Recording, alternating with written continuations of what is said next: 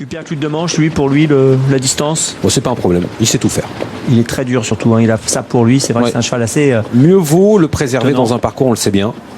Généralement, là où il est le plus impressionnant, c'est dans le dernier tournant, lorsqu'il reprend son mort. Quand il est au top, il reprend son mort dans le dernier virage et il marche un peu au-dessus, sur ses adversaires. Et ensuite, la ligne droite est superbe. Voilà, 3 victoires sur ce parcours, 100% de réussite, ce qui est bien sûr superbe. remarquable. 11-3 pour le chrono, record. Et Sébastien Garato, le maître Sébastien Garato, entraîneur de Roxane Griff et Astor Duquesne dans cette course, est à vos côtés, Jean-Philippe. Ouais, honneur à la dame de fer, Roxane Griff. Elle a pas mal couru ces derniers temps à l'attelage, on peut dire ça. Ah, super, elle a fait 4-5 bandes de performance, donc c'est bien, on est content. Vous la sentez toujours aussi fringante comme une ponette, une pouliche? Jeune fille, oui, elle est pas mal. La jument est bien et puis elle est bien souple, elle n'a pas de problème de santé, elle fait ses courses, donc on n'est pas ridicule, donc on continue.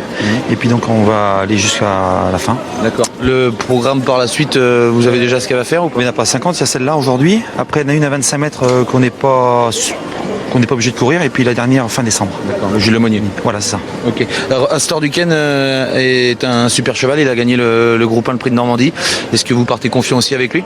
Astor, là, on affronte les vieux, donc c'est un essai. Donc j'ai dit à Yohan de courir en dedans, et puis s'il est 5-6e, c'est déjà pas mal. C'est parce qu'après, il a un suivi classique avec les V, je crois, VIA. Donc ça va le préparer. Le prix de Mont-Henri, là, le jour du Bretagne. C'est ça, tout à fait. Ok, merci. Voilà les propos de Sébastien Garato. Vous voulez ajouter quelque chose, une réaction? Rien de particulier, non. On a compris que Roxane court pour l'une des dernières fois en France, et qu'on ne la verra pas à l'étranger. Elle sera maman l'an prochain. C'est pas complètement fermé. J'ai discuté un petit peu avec son propriétaire, Monsieur Bertrand.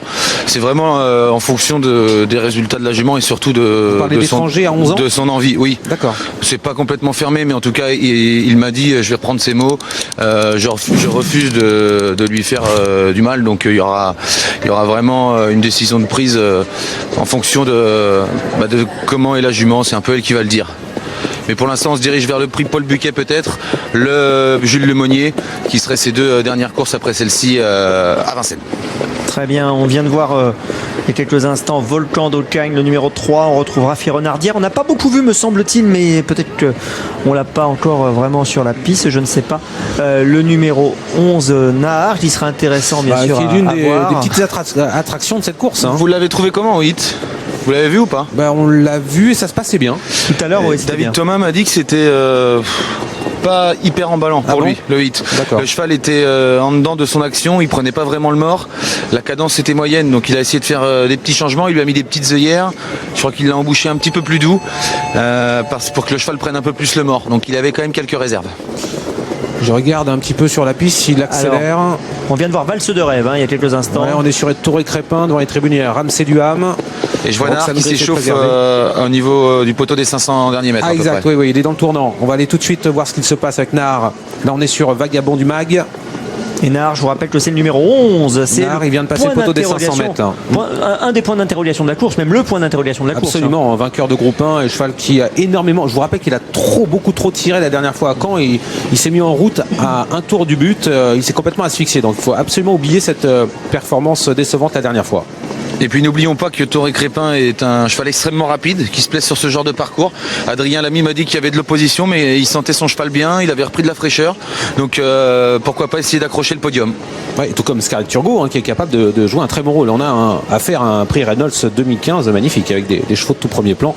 Et on le rappelle, celle qui a remporté les 2 dernières éditions du prix de Cornulier, la championne Roxane Griff. Plus de 3 millions d'euros de gains pour cette formidable jument issue de Ténor de Beaune. Et on vient de voir Uppercut de manche il y a quelques instants. Et vous le voyez, les concurrents vont se regrouper. Le fameux Nahar qui a une cote de 12 € qui remonte sa cote. Moi j'ai été plutôt rassuré, il a bien accéléré, Jean-Philippe. Ah oui, je l'ai trouvé, il allait vite, je le voyais de loin, mais j'avais l'impression que la cadence était très bonne et le cheval fonçait. Voilà, pour ceux qui voudraient tenter quelque chose de différent, c'est peut-être ça qui est amusant pour, pourquoi pas, créer la surprise aujourd'hui dans ce prix Reynolds. Nahar, il aura fort à faire aujourd'hui pour ses débuts au trot monté, mais on ne sait jamais, pourquoi pas. C'est la course de la journée, une course qui a été remportée l'an dernier par Uppercut de Manche, qui est le favori. Sachez que Roxane Griff avait terminé 3e de cette épreuve en 2014. 2 €, égalité pour Uppercut de Manche avec sur son dos son fidèle partenaire Damien Beaune. Et tout le monde est au même poteau de départ, bien sûr. Allez, on va partir dans quelques instants. On est en train, vous le voyez, de se préparer. premier favori Uppercut de Manche. Deuxième préférence pour les parieurs Roxane Griff, le 12. Troisième préférence, le numéro 8, Scarlett Turlo, devant le 9, Astor Duquesne. Voilà les 4 favoris de la course. Et Nahar, lui, vient en 5e choix. Et on va partir. Nahar à l'extérieur avec Scarlett Turgo. Uppercut de Manche plutôt à la corde. Et Roxane Griff qui est tout près. Les voilà partis dans ce prix Reynolds, l'épreuve majeure de cette réunion aujourd'hui sur l'hippodrome de Vincennes. Nahar tout à l'extérieur, vainqueur d'Elite Lop, qui essaie de prendre l'avantage, lui qui débute dans la discipline du monté. Un bon départ pour Uppercut de Manche, le favori à la corde, avec Toré Crépin également bien parti, tout comme Rafi Renardière et Vagabond du Mac. Roxane Griff patiente le long de la corde en 7-8e position. Toré Crépin qui est parti sur un bon pied avec Nahar, les numéros 7 et 11, et Uppercut de Manche tout près également, le numéro 10. Ce sont les 3 premiers pour l'instant. Et voilà Valse de Rêve qui accélère tout à l'extérieur avec Camille Lévesque, le numéro 2. Elle est sur son parcours de prédilection. Valse de Rêve, la jument entraînée par Alain Roussel qui vient aux avant-postes avec Nahar qui est tout près et qui est en 2e position. Toré Crépin est calé à la corde tout près, notamment du Uppercut de Manche qui est dans son sillage. On retrouve toujours Roxane Griff calé en dedans, la jument au plus de 3 millions de gains qui patiente en 7-8e position. Et on accélère avec Valse de Rêve, le numéro 2, 1,084 au 1500. Ouais, c'est pas surprenant car on a affaire à des chevaux de tout premier plan et notamment à des chevaux qui ont réussi dans le Cornulier, à l'image de Roxane Griff qui patiente toujours, alors que devant Valse de Rêve à l'avantage toujours en 2e position. Le Suédois Nahar, le numéro 11 avec en 3e position à quelques longueurs.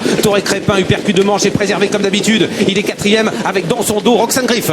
Le favori Uppercut de Manche en effet en 4e position et la championne Roxane Griff 5-6e côté corde avec Eric Raffin et au commandement toujours Valse de Rêve, le numéro 2. Et on est en file indienne dans la ligne en face avec les 5-6 premiers. À l'arrière de garde il y a toujours Ramsey Duham avec également Volcan d'Ocagne, le numéro 3. Dernière position pour le numéro 1 Vermeer Jarzéen et devant c'est toujours Valse de Rêve, le numéro 2 qui a l'avantage. 1,085 au 1000 mètres et Valse de Rêve continue devant. Nahar en 2e position pour ses débuts au monté. Il est bien placé Nahar alors que Uppercut de Manche est 4e et juste derrière Uppercut de Manche il y a Roxane Griff qui vient en 5e position. Vagabond du Mag disparaît du peloton, il se retire, on va se diriger vers l'intersection des pistes avec l'avantage toujours pour Valse de Rêve, le numéro 2. Nahar sollicité en 2e position, Uppercut de Manche un peu sollicité en dedans mais qui va certainement reprendre son mort même s'il est un peu bloqué à la corde. Roxane Griff est toujours en position d'attente, elle est 5e. Scarlett Turgo se rapproche, on est maintenant à 500 mètres du poteau et Nahar craque complètement. Et oui, Nahar a craqué, Valse de Rêve est toujours en tête. Uppercut de Manche arrive actuellement dans le sillage du leader. Et bientôt l'entrée de la ligne droite, Roxane Griff également qui se rapproche, bientôt l'entrée de la ligne d'arrivée, pratiquement 350 mètres du poteau. Scarlett Turgo qui fonce maintenant à l'extérieur mais Valse de Rêve a l'avantage. Uppercut de Manche qui accélère maintenant, qui prend soudainement l'avantage avec Roxane Griff également qui se défend comme une lionne. On est à 200 mètres du poteau avec comme d'habitude le cheval de Thierry Raveloot qui pousse sur sa droite. Uppercut de Manche mais qui a l'avantage toujours devant Scarlett Turgo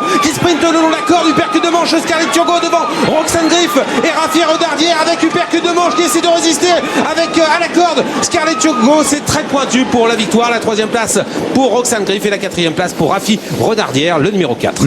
Que c'est serré en effet entre Uppercut de Manche et Scarlett Turgo. L'extérieur je pense. Regardez le passage du poteau. Votre avis PE? Ouais, c'est l'extérieur c'est sûr. C'est Uppercut de Manche qui s'impose. Uppercut de Manche apparemment serait sur la plus haute marche du podium avec Damien Beaune. C'est l'entraînement Ravjo, c'est la casaque de Jean-Yves Rosé, c'est l'élevage de Madame Toury et le fils de Neutron du CB. Ce serait une nouvelle fois imposé vraisemblablement devant le 8 Scarlett Turgo. La 3e place pour Roxane Griff, le numéro 12 et la 4e pour Rafi Renardière, le numéro 4. On a été vite, très vite. Ouais, très vite. Les chronos intermédiaires 8-4 au 1500, 8-5 au 1000, 10-7 au 500. On attend la réduction kilométrique finale. Et on va revoir des images de cette course avec Uppercut de Manche qui attaque, qui prend l'avantage et qui, comme d'habitude, vous l'avez dit dans votre commentaire, PE, s'en va vers la droite. Exactement, il pousse complètement, il biaise sur sa droite et Scarlett Turgo en a essayé d'en profiter. Elle s'est battue magnifiquement et Roxane est là. Elle est 3e devant Rafi Renardière.